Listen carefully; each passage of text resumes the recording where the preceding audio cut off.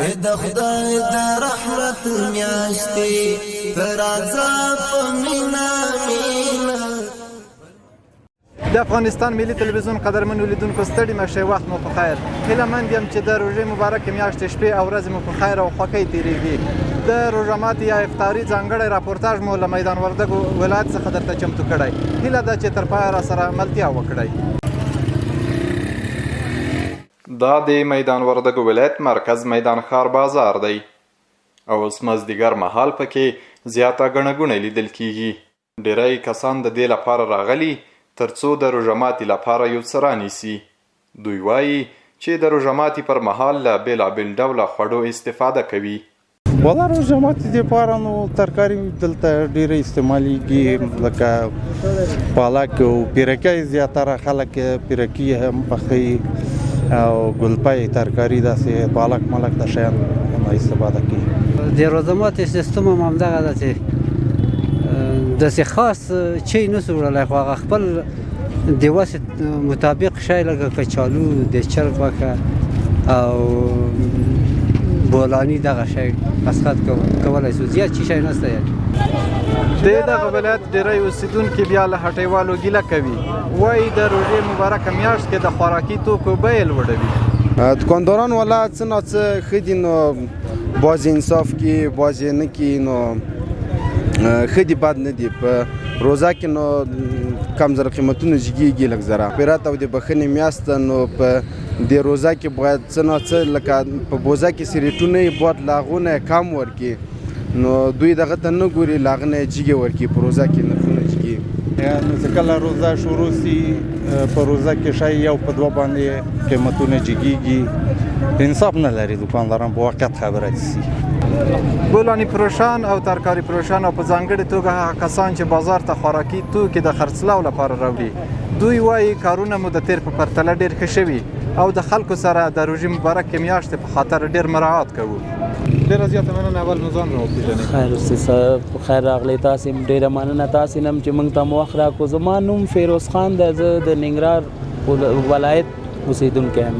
ډېره مننه فیروز خانه. دا راته ووایه چې کاروبار دې څنګه دی او روژې سره څنګه یې؟ شکر الحمدلله. روژه خو تر دې دمه ډېره ښه تېرېږي او کاروبار هم شکر الحمدلله. وروره خپل الله تعالی چې څه راته نصیب کې لیکلي راته یې رارسوي، ښه خوشحاله یې الله نه. نظر تیر وخت د روژه کې کاروبار ښه شوی، څه تغییر پکې راغلی او که نه؟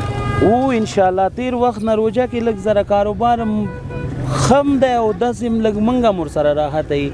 نور کله موږ سهار د خوا نه راځو، روژه کې بیا دا 2:30 بجې داسې راوځو، لږ موږ هم راحت یي. کاروبار هم شکر ښه دی، ګزاره روانه ده. او خلک څنګه دي، سودا کوي او لږ یو څه درځنې اخلي د روژه ماتي لپاره؟ او ښه دي الحمدلله، ښه دي. همدغه خلک دي چې موږ ورسره آباد یو. وروره دا خلک راځي او شی اخلي موږ نه، بس زموږ هم ورسره کار روان دی. د خلکو شکر دی ډېر، الله نه راضي. ډېری کسان بیا دا وایي چې په روژه کې قیمتونه لوړېږي د خوراکي توکو. تاسو څنګه یې څومره ګزاره ورسره کوئ؟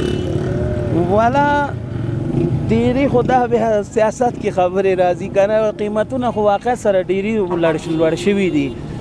دغه مثال یو شی چې به موږ په بوزه کې اخیستو په 10 روپۍ، اوس هغه 15 روپۍ ده.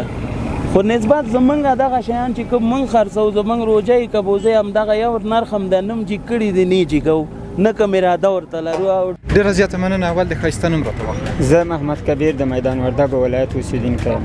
ډېره زیاته مننه. راته ووایه چې په روژه کې د کاروبار څنګه دی نظر د تیر په پرتله؟ ښه ده الحمدلله، الله څخه راضي. ښه ده. خلک درته راځي شی درڅخه رانیسي. بولاني پخوئ دلته؟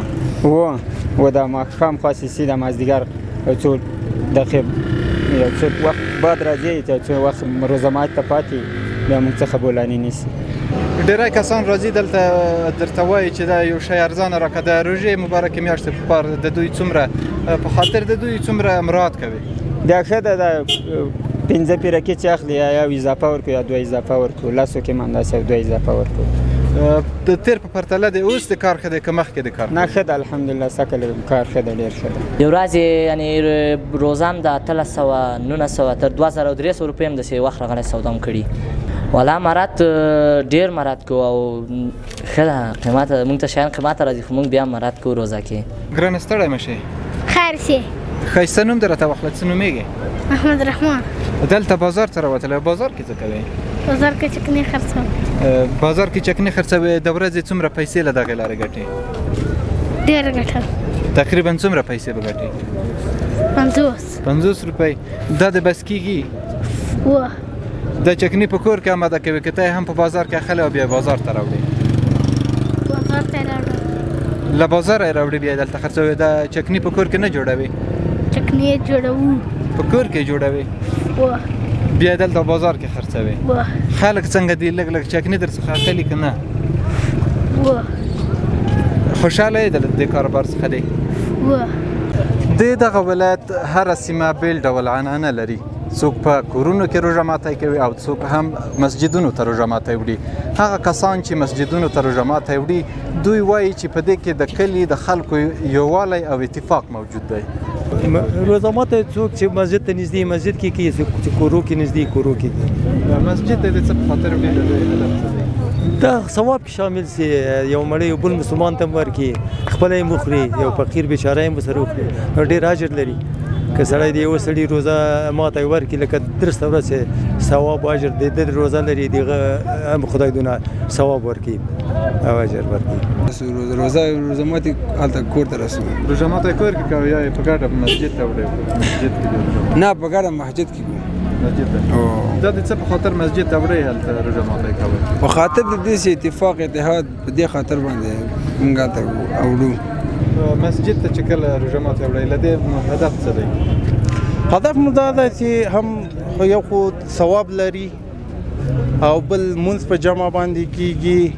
هدف یوازینی هدف همدغه دی چې جماعت باندې مونځ هم کیږي او ثواب هم لري. د افغانستان ملي تلویزیون قدرمنو لیدونکو، دا و زموږ د روژه ماتي افطار راپورتاژ چې تاسو ته مو له میدان وردګ ولایت څخه وړاندې کړ. تر بیا او راتلونکې خپرونې چې زه فهیم الله افغان ستاسو په چوپړ کې حاضرېږم، پر لوی او بخښونکي خدای مو سپارم. هر چېرته چې یاست ښاد او ودان اوسئ.